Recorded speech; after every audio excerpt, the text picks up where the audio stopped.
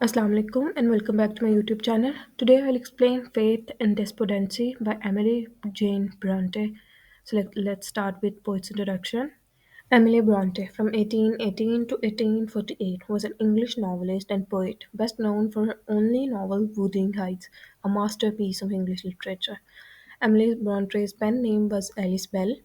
Born in Yorkshire, she was fifth of six children in Bronte's family. Despite her short life, Emily's work has left an indelible mark on literary history, showcasing her unique voice and imaginative skills.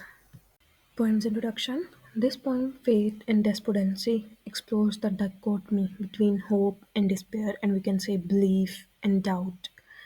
This poem reflects on the struggle of human.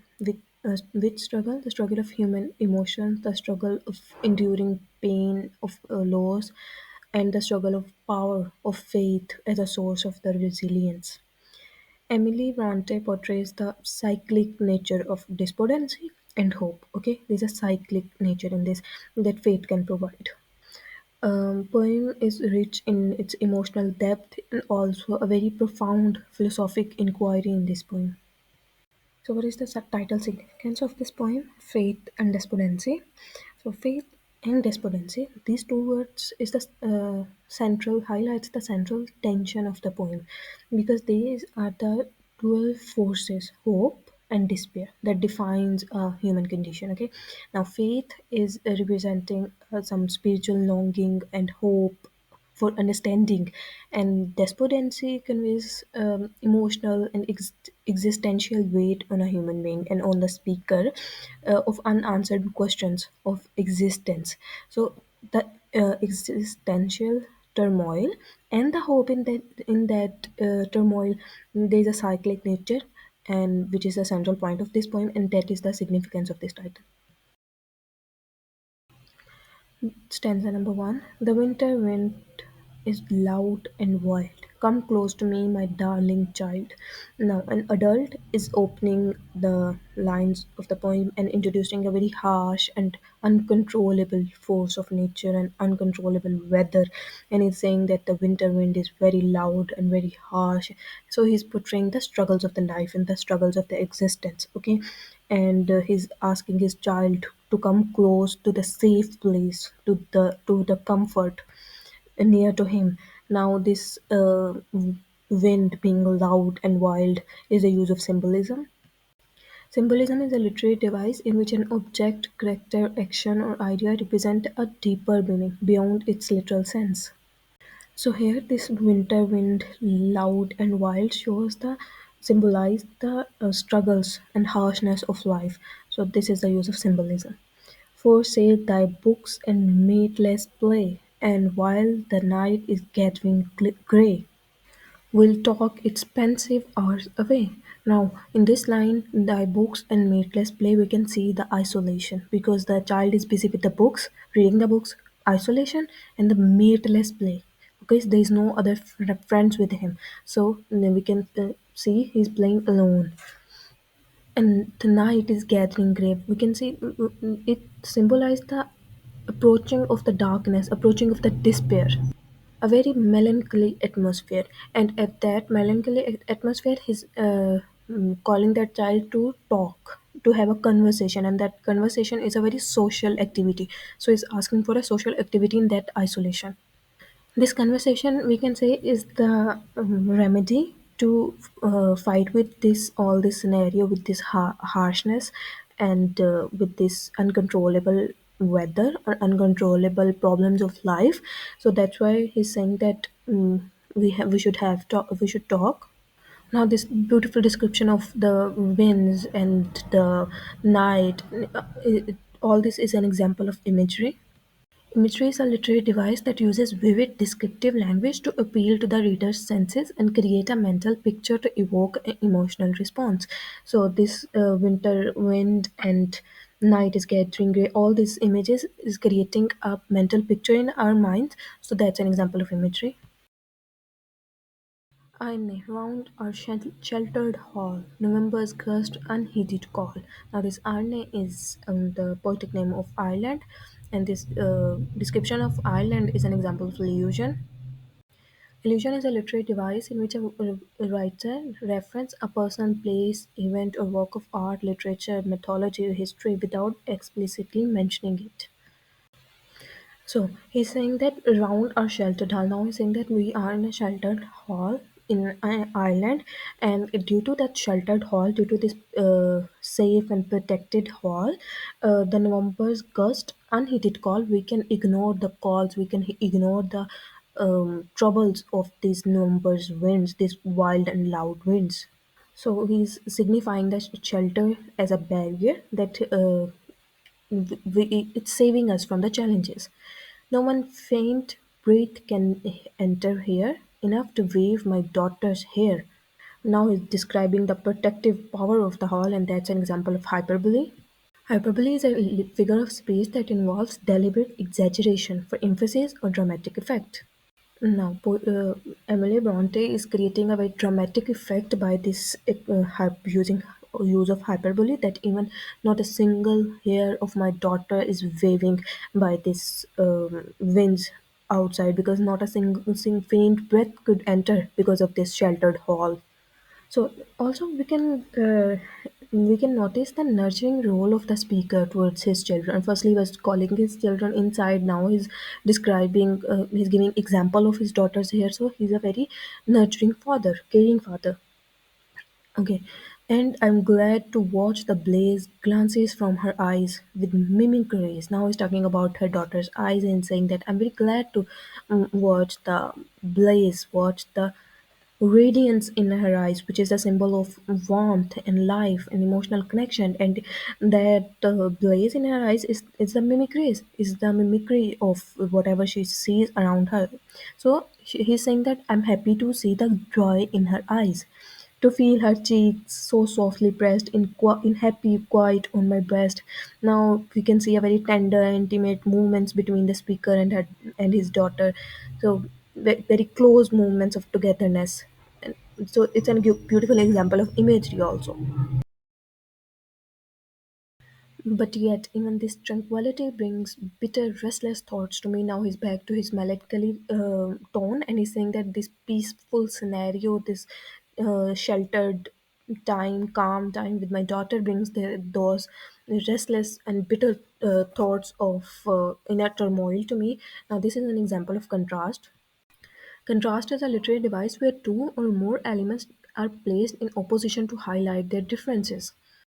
Now we can see the contrast between the external peace in that sheltered hall and the intimacy of the daughter and father, and the internal despair, internal restless thoughts of the speaker. And in the red fire's cheerful glow, I think of deep glens blocked with snow. Now, this red fire's cheerful glow symbolize the warmth, life, the safety, and these glens, these narrow valleys shows and blocked with snow shows the isolation. Okay, shows the confinement. So in this cheerful glow, some sorrow of loss is disturbing him.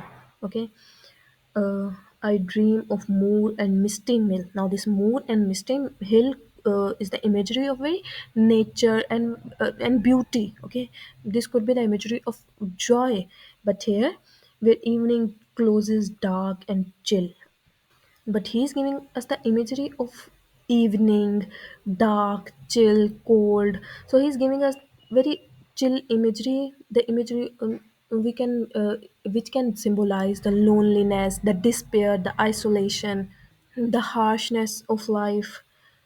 Forlorn among the mountain cold lie those that I have loved of old. Now he's describing the thoughts that are disturbing him in this beautiful scenario. He's telling us that the thoughts are of his loved ones who have passed away and now are buried in some cold places in the mountain. Now mountains here symbolize not the exact mountains, but it symbolizes the inaccessibility of the place, that he could not access those people. Okay, as we could not access mountains easily. And so he's saying that the death is the way that is disturbing me, and my heart aches in hopeless pain, exhausted with ripening rain, that I shall greet them never again. Now is grief. Now the grief. reached its peak, that he's acknowledging the permanence of separation from the loved ones and the futility of the longing. That there's no need for this longing, and this is something that is irretrievable. Father, in early infancy, when you were far beyond the sea. Now the child is going to be the narrator of the poem from now on. So he's saying that he's talking to his father, that when you were far beyond the sea, for some physically or emotionally, so such thoughts were tyrant over me. Now he's saying that his thoughts were tyrant. We can say this shows his inner struggle. This shows that he was very afraid of those thoughts. The thoughts were very oppressive over him. So he was very anxious because of thoughts. So uh, because he was very infant at that time. I often sat for hours together through the long nights of angry weather. So he's saying that I often sat for hours of restlessness and thoughts, long night of angry weather. Now this weather could also symbolize his inner weather, his inner turmoil. Raised on my pillow to describe the dim moon struggling the sky. I often, whenever I try to sleep and I couldn't be able to sleep, then I lift my up from the pillow, head from the pillow, and look up the sky. That the moon is struggling down. That struggling of the moon is another imagery of longing and helplessness and his own struggle with the fear. Or with strange ear to catch the shock of rock with wave and wake with rock. Now he's saying that in those days of distress, I try to make sense of the world around me. Okay, I try to observe things. Okay, so I try to now wave here symbolize the strength. No, sorry, rock here symbolize the strength, and wave symbolize the instability. So he's saying that I try to get my physical and emotional stability, and this rock and wave, this strength and instability could be the symbolism of himself. That sometime he get the strength, and sometime he was very unstable. So it gets time to get stable. So would I fearful vigil keep, and all for listening never sleep. Now he's saying that I was always awake because of this anxiety and this inability to find the rest due to my thoughts, due to this emotional battle inside me. But this world's life has much to dread, not so my father with the dead. Now, what was the crux of all his thoughts and all of his restlessness was this that he said that, but this world's life has much to dread. That this world's harshness and struggles and its challenges of this physical world, this existence is far more to be feared. Okay, my father with the dead, and he's saying that it's more worse than the dead. Dead are in the peace, they are released from this pain, they are free, they are not suffering. We alive people are suffering. This world's life has much to be dread. The life has to be feared, not the dead had to be feared. Oh, not for them should we despair. The grave is drear, but they are not there. So he's reassuring the child, is giving a new hope. So as I've discussed, that there is a cycle. First, the father was there. We have seen that despair. Now he's giving us the hope. So there is a cycle. He's saying that we should not despair. Okay, there's no need to be despair over the someone who passed away. Okay, although there's a grief and there's something dangerous, but it's nothing, because the death is not the end. They are not there. It's not their final resting place of the soul. That is not the end. Their dust is mingled with the sod. Their happy souls are gone to God. Now their dust is their physical remains. He's saying that their physical remains are mixed with the earth. So this dust is an example of metaphor. Metaphor is a literary device that compares two unrelated things by stating that one is the other without using the words like or as.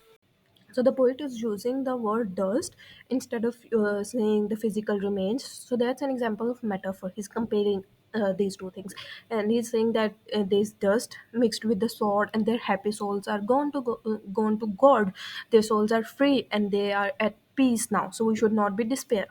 you told me this and yet you sigh. He's saying that you told me all of this and yet now you are sighing over this, now you are despairing over this. Now we can again see the cycle of despair and grief, that once his father was very hopeful and he was telling all these stories to his son, and now his father is in despair and the son is reminding him, and and murmured that your friends must die, and the father murmured to his son that son's friends, all friends must die. Ah, my dear father, tell me why. Now he's asking a rhetoric question from his father. A rhetoric question is a figure of speech in which a question is posed not to elicit an answer, okay, but to emphasize a point, to provoke a thought, or to create a persuasive effect. So the child is evoking the thought in his father that for if your former words were true, that everyone must die and should not be despair over that, their souls are free now. That if those words were true, how useless would such sorrow be? Okay, so this despair now is totally useless. You answer me. Why are you so much in so much grief and in so much despair right now? Because this is unnecessary if your words were true. Now he's going to give. Okay, this is an example of irony. Irony is a literary device or rhetorical technique in which the intended meaning of words or events is different, often opposite from their literal meaning or the outcome. Now, irony here is that with this line that it was all his former words, the father's former words, all of this words of hope. Then it's an irony in that despite he knew all this knowledge, still he is in despair, in the state of despair. So that's an example of irony. Okay, so now he's going to give an example, a metaphor of seed. The child is going to give a metaphor of seed, as wise to mourn the seed which grew unnoticed on its parent's tree because it fell in fertile earth.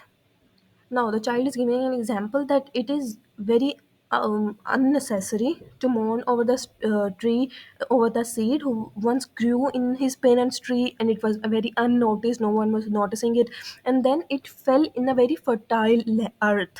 And due to it, a seed fell, and the earth was fertile. So, what happened? And sprang up to a glorious birth. So the seed sprang up to a very glorious birth. It became very uh, necessary. This rebirth and the growth of the seed become very necessary for the earth. So uh, it's a good that it separated from its parent tree and it fell and there's another tree now. So it's saying that in this context mourning is very unnecessary. So now why this is metaphor, because he's comparing the soul with the seed in these lines. He's saying that the soul is free now from its parent tree, from the body of a human being, and now the soul is in glorious birth. Now the soul is in a very in more beautiful world. Struck deep its root and lifted high its green boughs in the breezy skies. He is continuing his example that the seed struck deep its root and lifted high in its green boughs. So he's giving us a very beautiful imagery and describing how the root in fertile land grow and turn into a very tall tree. So he's symbolizing the flourishing of the soul after the death. That he is represent this breeze sky representing the freedom of the soul. But I will not fear, I will not weep for those whose bodies rest in sleep. Now the child is saying that I'll not weep for those people, for those loved ones. I'll not despair like you are doing right now for those of my loved ones who will sleep. Now sleep, the poetess is using the word sleep as a metaphor of death. So he's saying that when my loved ones would be dead, I will not be weep for them. I will not be despair for them. I know there's a blessed shore opening its ports for me and mine. Now he's saying that after this life, he's confident that there would be afterlife more blessed than this one, and it would open its gates for me and welcome me. Me and mine means me and mine loved ones. And gazing time's wide water over, I weary for that land divine. Now is using the metaphor of wide waters for the time the time of life, and he's saying that the time of life stretch before us. Okay, after we are dead, the time of life stretch before us. I waiting for that land divine. Okay, he's saying that I am yearning for that divine land. I'm longing. I'm waiting for that divine land. With divine land where we were born, where you and I shall meet our dearest. Okay, the land of afterlife. Okay, where we were born and where we will go after we will be dead. Okay, our birthplace, where when we die, from suffering and corruption free. So he's describing that land, that land is pure, afterlife is pure, and will be purified and reunited there. Moving to our last stanza, now the narrator is back, the adult, the father, and he's talking to his child. Well hast thou spoken, sweet, truthful, trustful child. Now he's acknowledging that the child's spoken more with more wisdom and clarity and understanding than the father himself, and wiser than thy sire. So he's saying that you have. Now that's an example, also an example of irony. Is saying that you have spoken more wisely than even your look, even your size. You have spoken more wise things and more insightful than your size. And worldly tempest raging wild shall strengthen thy desire. Now he's saying that the worldly challenges and the troubles that will come in your way throughout your life, they'll not diminish your these ideas, your thoughts, they'll strengthen your desire. Okay, the external troubles will strengthen your faith. Okay, the faith of hope, thy fervent hope, your passionate hope, through storm and foam, through wind and ocean roar. Okay, so yeah, here wind and ocean both symbolize the hardships and struggles of life. So he's saying that your passionate hope through these storms and external violent forces of life, of nature, to reach at last the eternal home. Okay, you'll pass all these struggles of life, and at last you'll reach the eternal home of the afterlife, to steadfast, changeless shore. Okay, at that time, the home of your journey will end there. That will be the ultimate end, which will symbolize the fulfillment. Okay, so that's the end of our poem. These are the themes of the poem: faith and hope, death and afterlife, innocence and wisdom, reunion, and spiritual restoration. We have discussed all these themes throughout our poem. Hope you like the video. If you have any question regarding the explanation, you can ask in the comments below, and also give your suggestions about the next video to explain in the comments. Please like and share the video. Also subscribe my channel and press the bell icon to get the notification of the next video.